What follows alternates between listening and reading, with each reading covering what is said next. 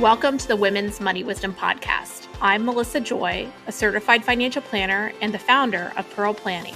My goal is to help you streamline and organize your finances, navigate big money decisions with confidence, and be strategic in order to grow your wealth.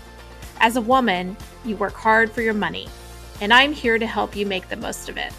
Now, let's get into the show.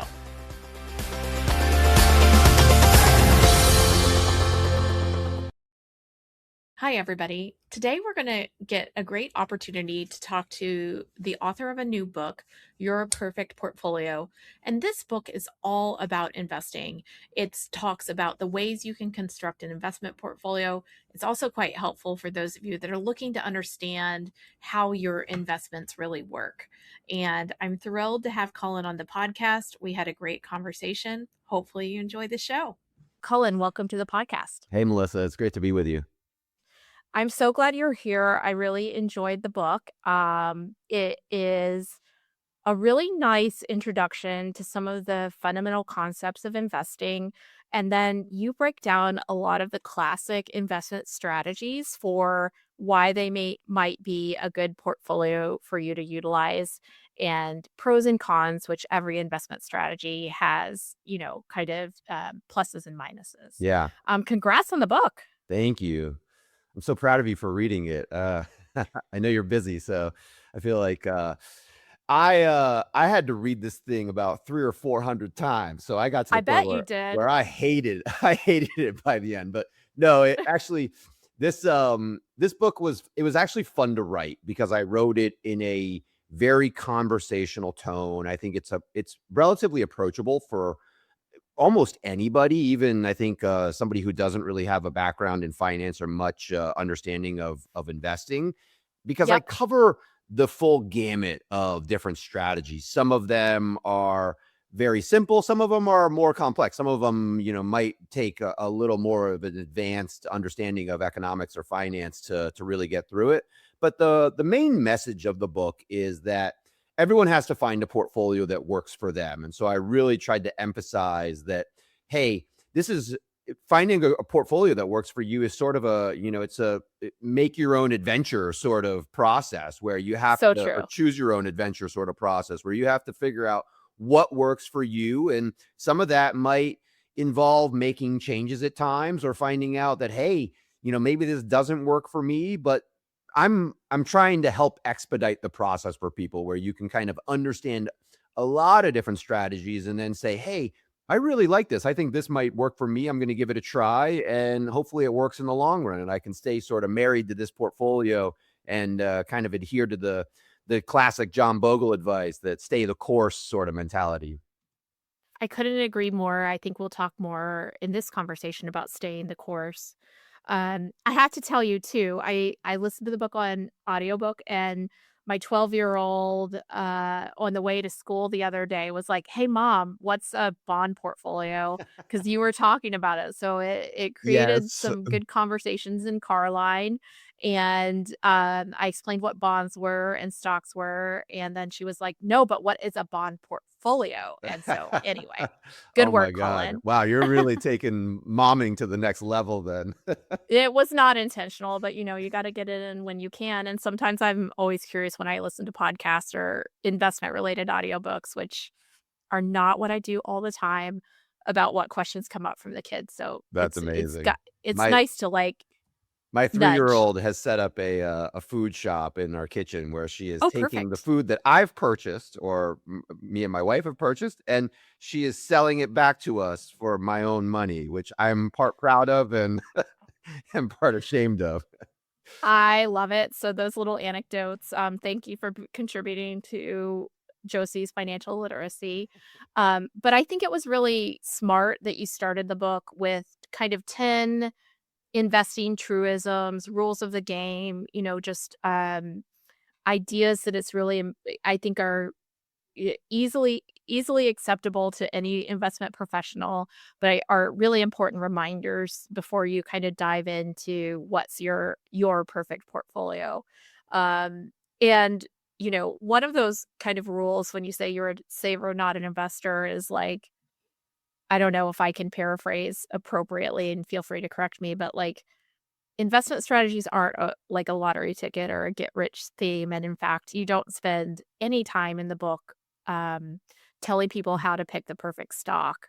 Yeah. Um, so can you just elaborate a little bit about, some of the um, when I say that I'm a financial planner, people are like, "Well, what stock should I pick?" Right. sometimes, and I'm sure you get that question as well. I Um think I think you hit the nail on the head in terms of the way that a lot of your average people sort of think the way that investing works is that when they're investing, they're picking stocks and they're getting rich. And this is something that is Mhm, sort of a Warren Buffett like process that, hey, I'm going to pick all these stocks and I'm going to get really, really rich really quickly. And I try to emphasize throughout the book that the stock market especially is something that it really is not some place where you're going to get rich. You can make a lot of money in the long run in the stock market, but it is not a get rich quick scheme. You see this a lot these days where, a lot of people refer to like the degenerate economy where people are gambling more than ever and they're using the stock market or Kalshi or these other accounts that are designed to sort of take advantage of people's, you know, enticing mentality to gamble and whatnot. And I frame all of this as a reallocation of savings very intentionally because mhm. the process of allocating one's savings is, I think, a very different mentality than this sort of investing in sort of sexy get rich quick scheme that a lot of people think of investing. And so I tried to build sort of a core understanding of this because the first book I wrote was Pragmatic Capitalism back in 2014. And this was a book that is both an economics book and a finance book. And it's very weird because in the world of economics, the word investment means to spend for future production. And this is things like when a firm builds a factory or something like that, they are spending for future production. They're generating a return on investment by allocating capital into an investment spending process. And when we buy stocks and bonds, we're doing something very, very different than that process. We are buying instruments on a typically a secondary market exchange, and the value of those instruments actually reflects the way that the firms typically spend for investment. So when a firm spends for investment wisely, the value of those instruments will be reflected in the way that or in the value of the instruments. And so the process that we go through when we buy stocks and bonds, the value of those things is a function of that investment that the firm makes. And what we're doing is we're literally reallocating some of our savings. We're generating an income, we're taking some of that, we're saving some of it, and then we are reallocating it into instruments whose value is reflected by the investment spending of the firms. And so what we're doing is very, very different. And I try to emphasize that because the process of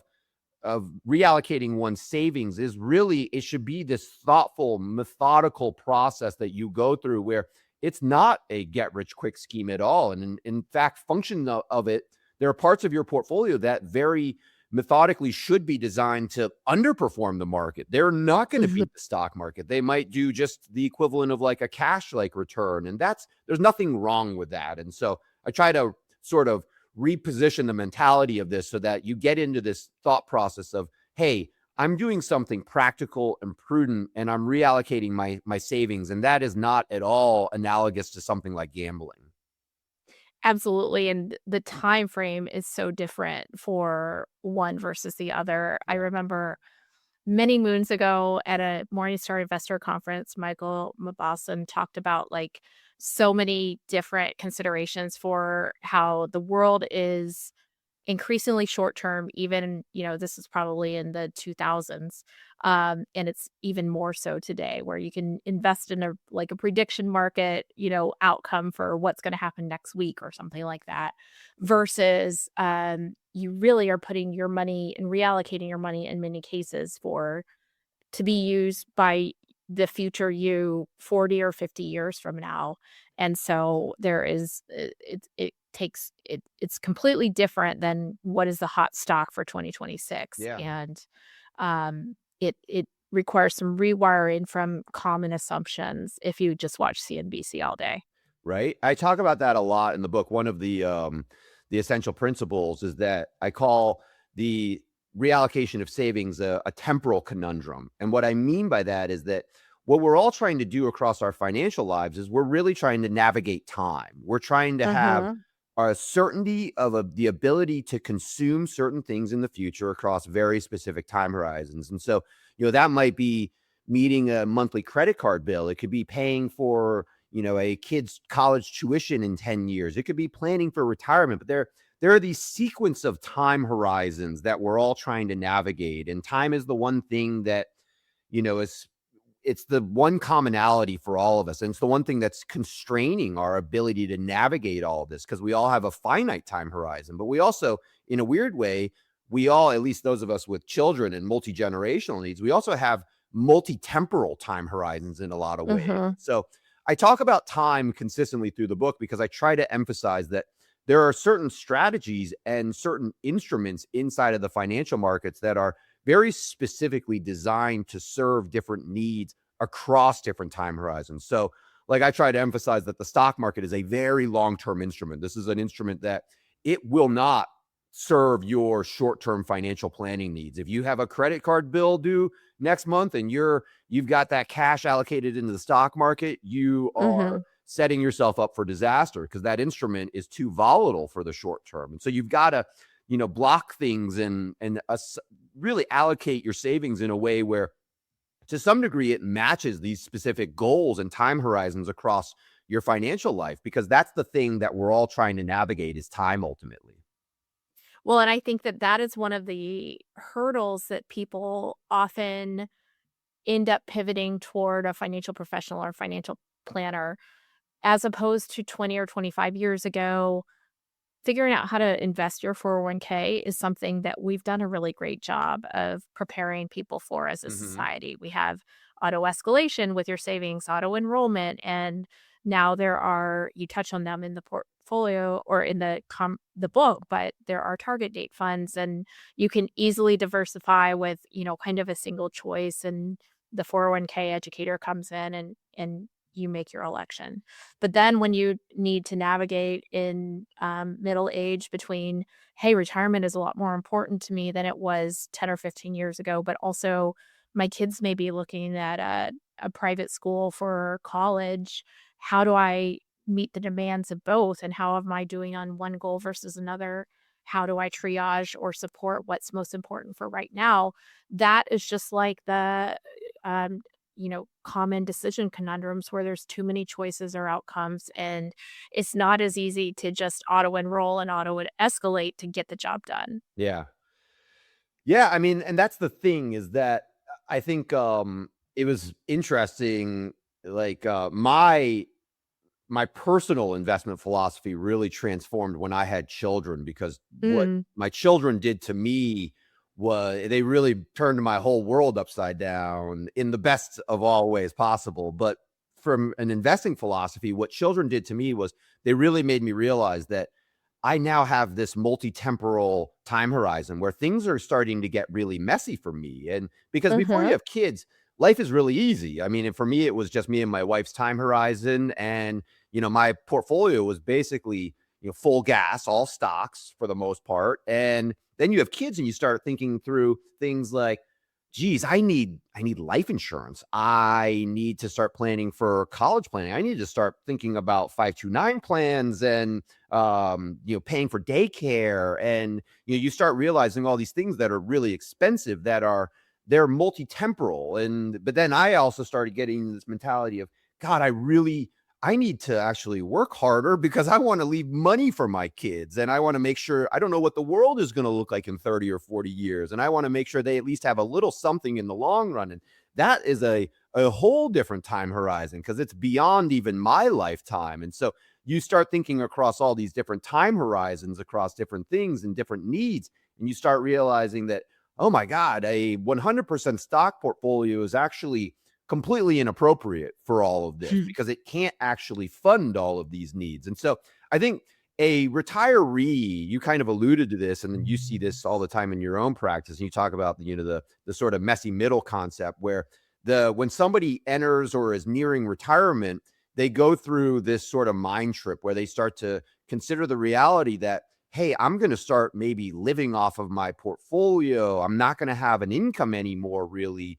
And that starts to get really messy from a temporal perspective. And so, that's the situation where you have to really start making sure that your financial plan and your investment strategy is really well aligned to help you navigate all of these sequence of sort of messy events, because that's ultimately what happens as you get older. Life just gets messier and more complex, and in a lot of ways simplifying things actually will just make everything drastically easier to navigate. I couldn't agree more. My philosophy when it comes to simple versus complex, and I kudos to you, Cullen, because you did a great job of going from, kind of the one ETF portfolio all the way to some very complex options. But when in doubt, choose what can be simpler, because there's always going to be a need for complexity in some aspect of your financial life. We all have to navigate complexity at certain times. And so if you can simplify, whether it's, how many different places you have to go to find your money, or how complicated you've chosen to make things, Yeah. then also in investment world, simplification into, for example, exchange traded funds, um, often comes with a lower tax bill as well if you're talking about taxable assets. But choosing simple over complex when appropriate is a gift to your future self. It's a gift to your heirs. And you gave some great simple options of portfolios that might be just one or three funds. Yeah. Yeah, I was lucky to interview some fun people for the book. Like, I interviewed Taylor Larimore, who's John Bogle crowned him the king of the Bogleheads long ago, and Kind Taylor of is a leading the parade of the Vanguard acolytes. yeah, Yeah. Taylor's great. He was really fun to talk to, and but yeah, he's the originator of the three fund portfolio, and Taylor became great friends with John Bogle, God, 50, 60 years ago after he got back from World War II, and he happened to have apparently was married to like the most beautiful woman in Miami, I guess. She was modeling, and she made a fabulous amount of money, and so he starts trying to A manage the female money. breadwinner back in the And day. but it was funny because he hires a really expensive stockbroker and realizes the stockbroker is kind of screwing him over, and he starts emailing, or I guess he starts communicating with, I don't know how they communicated back then, now that I think about it, I guess through mail or Sent something. a letter, yeah.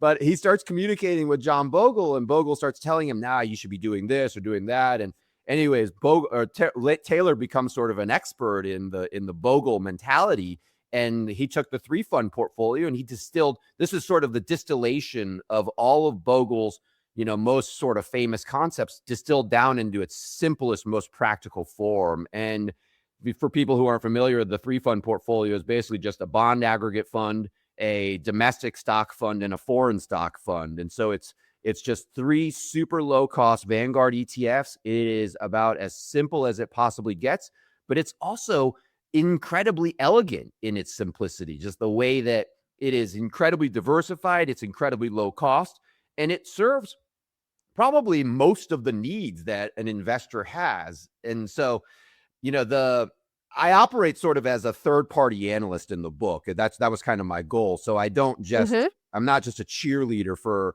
the mentality or the sort of strategies that I might have a preference to. So even with a three fund portfolio, I do acknowledge that, hey, they're simple, but you could also argue that a portfolio like that, for a lot of people, it might be too simple for lots of reasons. And that might, part of it might just behavioral. Um, Part of it might just be that, like, one thing I point out is that a three fund portfolio, it doesn't have a cash bucket. And in a year like 2022, for a lot of people who saw their stocks and their bonds going down 15% plus, that might actually be a portfolio that's a little bit difficult to tolerate, even though it was Mhm. relatively short lived. It is this is a behavioral event that did materialize and could expose you to the urge to make changes. And that's the thing that Bogle always emphasized, that you need to create a portfolio that you can stay the course to, stay loyal to. And so you're not constantly flipping in and out of things and treating your portfolio sort of like a gambling portfolio where you're moving all in and all out all the time. I couldn't agree more, and I'm glad you brought that up, because so many portfolio. there will be a bad day for any type of portfolio. It's really nice recently that, accepting 2022, which was a relatively short, uh, period of pain, not that it wasn't extremely painful, and 2020 when we had, COVID, the uncertainty of COVID, we haven't experienced prolonged periods of negative returns in, kind of the most popular traditional asset classes like we did in the beginning of my career in 2000 to 2002 or in 2008 and 2009. Um, but it is such an important reminder that, like, people are well served to pick a horse and stay with it when it comes to your investment portfolio and having a merry-go-round of, kind of, I'm here today and I'm going to pick something different, for example, for retirement or, this year I feel like inflation's coming, therefore I'm going to do, this portfolio really is a way to trim your returns with the movements and the distractions because the crystal ball just isn't there, whether you're a professional investor or investing in your personal portfolio. Yeah, well, gosh, I mean, and that's arguably the most difficult thing to navigate within all of this is the financial media, because the financial media has this. I mean, we talk about conflicts of interest in financial circles a lot, but you could argue the the financial media has the biggest conflict of interest because they're they're really trying to just gather eyeballs. They're trying to get Yeah. your attention, and they're trying to say things that are the most dramatic things. And so I make this joke a lot that the the honest media report for, daily financial news would be something that roughly is like 200 million people went to work today. Not a whole lot happened. The stock market barely moved, and it was another boring day in the world. And instead of that, what you get in the financial media is you get Apple stock was down 10%, and the this report came out that said unemployment is going to rise to 10% by 2028, and you kind of I love, capture all like, a the. good, like, the market had its worst day since November. It's like, Yeah, okay, it's all these sort of scary, grab your attention sort of headlines that make it actually really difficult for your average person to navigate, because your average person is, they're off all day doing something normal that, they're not paying attention to the financial markets. And then they come home and they open up a newspaper, or they turn on the evening news, and it's all about, all the bad stuff that happened for the most part, or the most eyeball grabbing, parts of Mhm. the news that are very cherry picked. And that just creates these huge amounts of behavioral biases. And so, I try to focus a lot on the fundamentals and thinking about things in a really proper time horizon so that you can avoid and sort of control a lot of these behavioral biases that you're just going to be constantly bombarded with. So true. I wanna pick on one chapter because one of the challenges I have most, I do have dividend-focused funds in my portfolios today, but a lot of people really, like, look to craft a plan for how to spend in retirement and think, "You know what? Investments that pay me a coupon, where I can get a yield." And I don't think they articulate this when they're attracted to dividend-focused portfolios, but they say, "Oh, wouldn't that be great? Because then I don't have to figure out where to sell from. I'll just clip my coupons, of my dividends and, call it a day." And I really struggle to talk about some of the challenges of dividend portfolios in conversations with those people, because, it is so elegant to just think, Yeah. like, "Hey, here's, 2 or 3%." So can we talk about dividend portfolios for a minute? Yeah. Yeah, so this is that chapter. Yeah, I called it the dividend and anti-dividend Right. strategies, basically. And so it's almost two chapters in one, because I actually Mhm. try to take both sides of the argument to some degree, where I talk about the pros and cons of both, trying to have an income-driven portfolio versus one that is maybe just a pure growth portfolio. And the thing about I've I used to be more militantly anti-dividend than I am now, because I think that Mhm. there's a behavioral aspect of this that is very reassuring, where when somebody builds a a dividend-based portfolio, I think what they're generally trying to achieve is they're trying to achieve a relative certainty in the way the stock component is going to generate its returns. And Mhm. the thing that's, I think, a little bit difficult about this is that there's an element of dividend paying type instruments that they're fundamentally safer to some degree than, say, buying something like a portfolio of AI stocks. So if you're buying Yeah, a there's certain types of sectors that yeah, there's certain tend to be sectors and utilities and, totally. um, But REITs maybe. Yeah. at the same time, stocks are stocks to a large degree, meaning that the volatility in these instruments is going to be, I mean, dramatically higher than something like if you think that you're buying an income generating stock portfolio and that this is going to have the same sort of return profile as something like an intermediate bond fund, it's just not true. I mean, the Mhm. intermediate bond portfolio is going to be dramatically more stable in the long run than any sort of stock portfolio. And there's pros and cons to that, but I think there's a psychological element to having an income generating portfolio that is very reassuring to people. So I do try to emphasize that, hey, you've got to do what you're comfortable with. And if you're Mhm. more comfortable with an income generating dividend portfolio, I don't think if that's the thing that's going to help you stay the course, I don't think there's anything wrong with that. And I'm not going to push you into, like I might make the argument that, hey, you should buy something that's more like the market portfolio because the market portfolio will probably outperform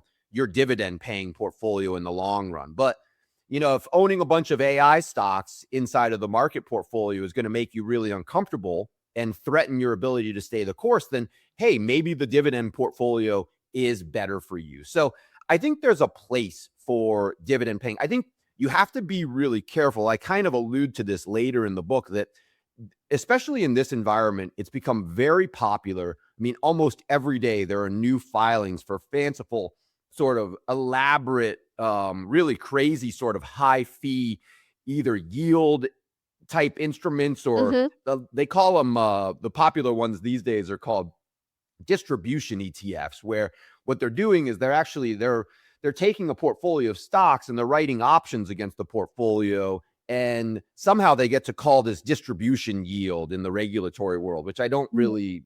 I'm surprised that even gets through, regulatory muster because it's not yield in the proper sense. What they're really doing is they're pulling returns from the future or capturing some of your opportunity cost and giving it to you in the form of what they call income yield today. And this is very fundamentally different than something like what a bond does in a sort of mathematical sense, where the bond generates its yield from the actual income that the bond accrues, whereas a portfolio of stocks that where you're writing options against it has an inherent friction where the income is basically coming from some way in which the fund operator itself is actually capturing an opportunity cost from the future Mhm. and giving you some of the income. And these things typically, not only do they not They're operate not like cheap. bond funds, but they're typically like really high cost and they're Mhm. really tax inefficient. So they're sold as a bond like instrument that really it should not properly be thought of as an income generating bond instrument in any sense of the word. Well, in these conversations, emphasize an area which I think your book is so great, and I'll be recommending it, especially for people who really are driven and appropriately driven to manage their own portfolios. Some people fall off the boat that should be managing their portfolios when it comes to a point in time where you need to start paying yourself and replacing your, employed paycheck with a retirement paycheck Mhm. because, you can be lured into an expensive, kind of paycheck of, returns being dampened, but you can get 5% yield, but it's kind of being borrowed from the future Yeah. value of the portfolio.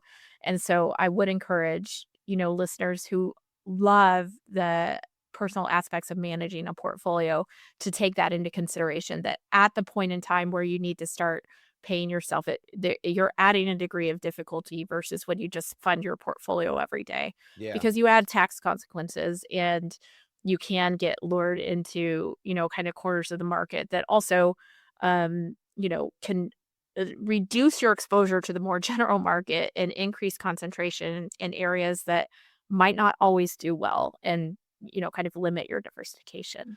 Yeah, and that you kind of allude to like the allure of like annuities and things. People Mhm. love certainty. And you have to consider the not only the opportunity cost in certain instruments like that, but also the embedded actual costs of these sorts of instruments where you I think the thing I tried to really sort of educate and emphasize people about this book is when you understand the way that a lot of these instruments and these strategies work at a fundamental level, you can actually build something that gives you a great degree of certainty that doesn't necessarily have the costs of something like an insurance contract or an annuity, where you're getting maybe not 100% certainty of outcomes, but you're getting it such a high level degree of certainty about certain outcomes that you can look at the portfolio and say, hey, not only am I comfortable owning this and doing it on my own, but hey, I actually understand this well enough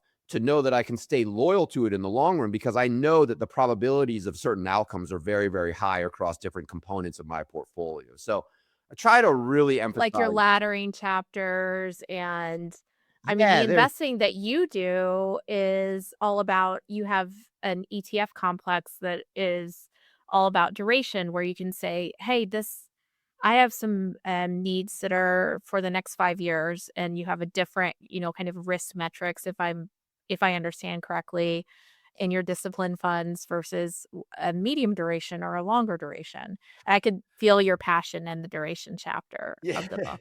Well, I it's something that I came up with this whole concept. I mean, I used to work with banks back after the financial crisis, and I used to get hired by a lot of bankers to help them navigate the bond market and interest rate dynamics, and banks very famously, they implement what's called an asset liability matching strategy where they're very specifically trying to match the time horizons of their liabilities to the assets that they own in their portfolio, because banks for the most part, they lend long and they borrow short. They have short-term deposit outflows, and they have to Mhm. be very sensitive about the way that their deposit outflows are able to be funded so that they're not caught in a situation like Silicon Valley Bank where they have a huge amount of long duration outflows. And so it was interesting, as I've kind of developed this methodology, I've started focusing really heavily on time so much that it's funny. I mean, talking to retail investors, there's nothing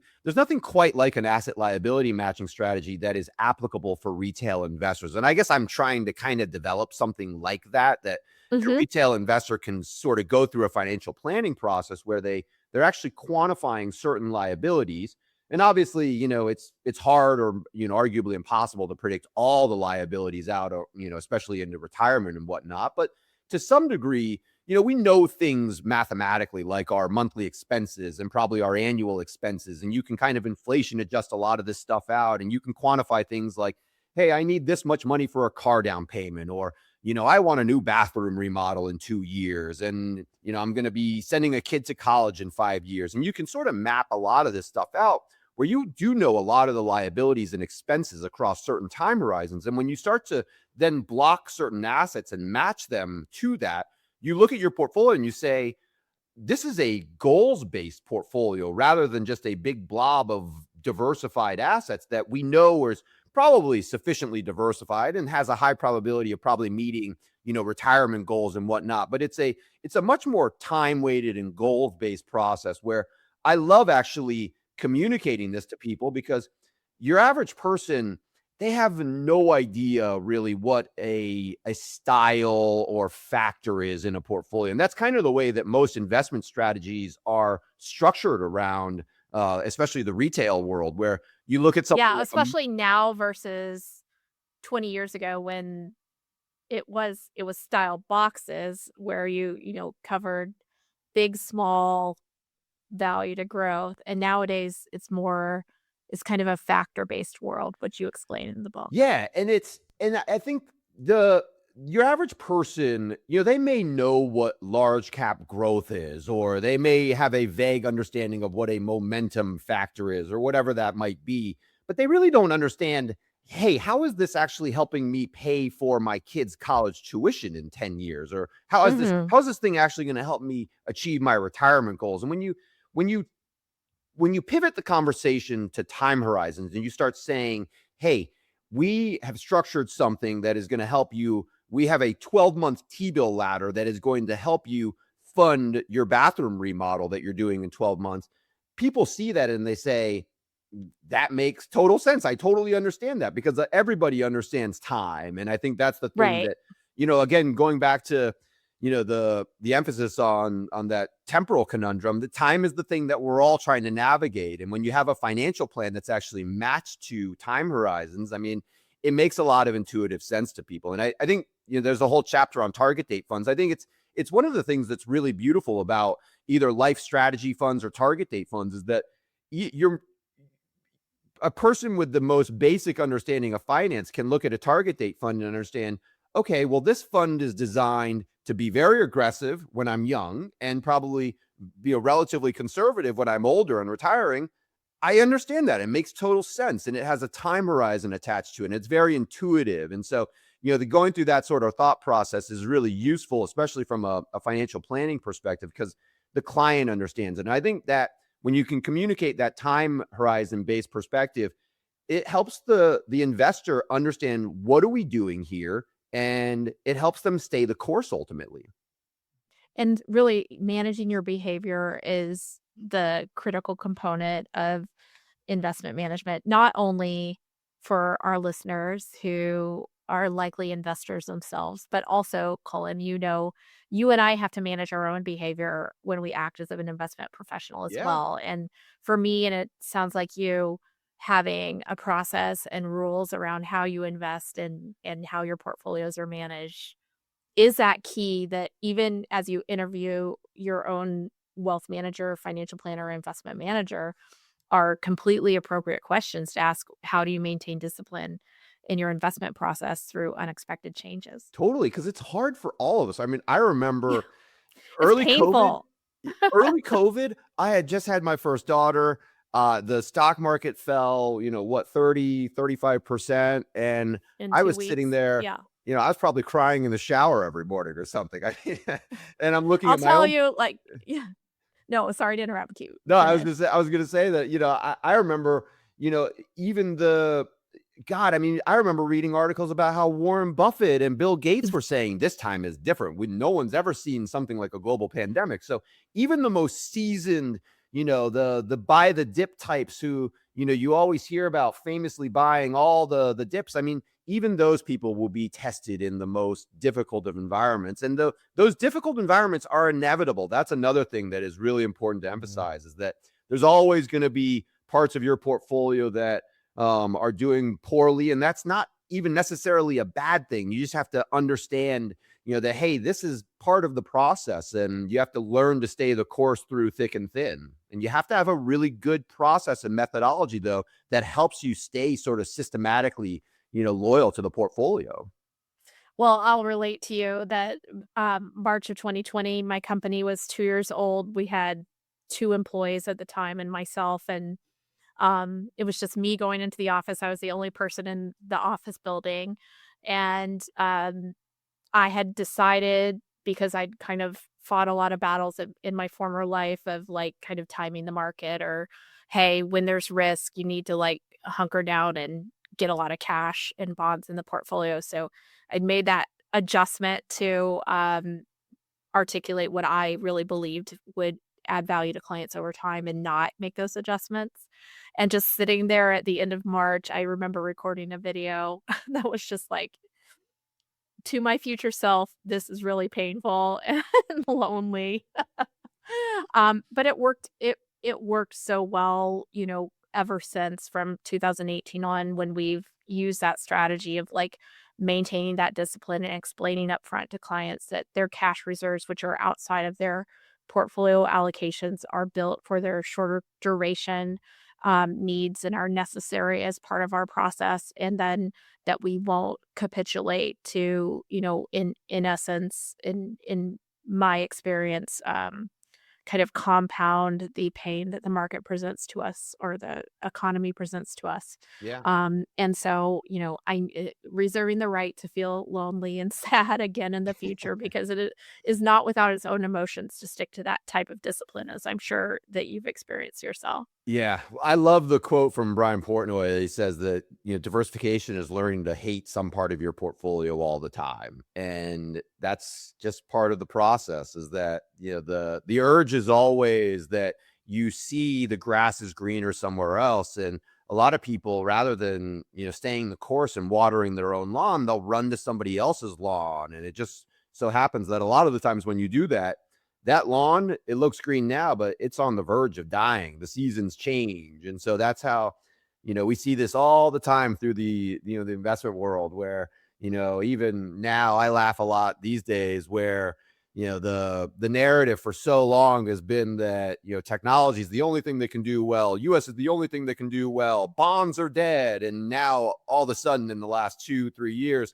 it's all, foreign stocks are the only things that are doing well, and bonds are doing better than Bitcoin. And it's like all the narratives flip, and this is just the way that it works. And, the Gotta seasons take a always picture to changing. remind people that this moment exists because Yeah, it's been a minute right. waiting for it. So, Colin, thank you so much for making the time to come and join us on the episode.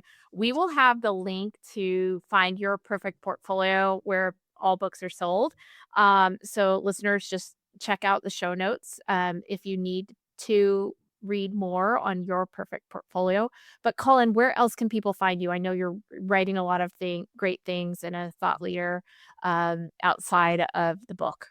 Yeah, I mean, I'm on most social networks, and then, my primary communications are through the disciplinefunds.com website, where I write a little newsletter called Discipline Alerts, and it's usually about current events. And I spend most of my time sort of either debunking nonsense narratives or talking about current events and trying to put things in perspective to give people a really, I guess, disciplined understanding of what is actually going on, and are these things that the financial media talking about, are they worth paying attention to, and trying to help people digest and understand all of this, because it's really complex and it's hard to stay on top of. Well, thanks for doing the great work that you do. Loved the book, and congratulations again. Thank you, Melissa. It was great speaking with you.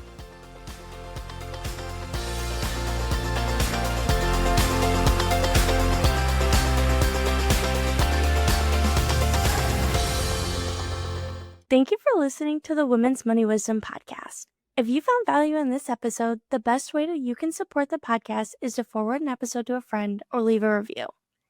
Go to proplan.com and the podcast link to get all the resources and links mentioned. This presentation by Pearl Planning is intended for general information purposes only.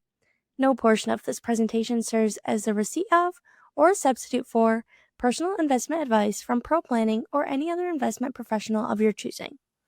Copies of Pearl Planning's current written disclosure brochure and Form CRS discussing our advisory services and fees are available upon request or on our website platform at pearlplan.com. The information that we share is meant to educate and inspire, not serve as personalized financial advice. Everyone's situation is unique, so be sure to consult with your own financial professional for guidance that fits your life. And just so you know, the opinions shared in this podcast are Melissa's own and those of her guests. They don't necessarily represent any organizations with which Melissa is affiliated. For more important disclosures, please go to our webpage at pearlplan.com.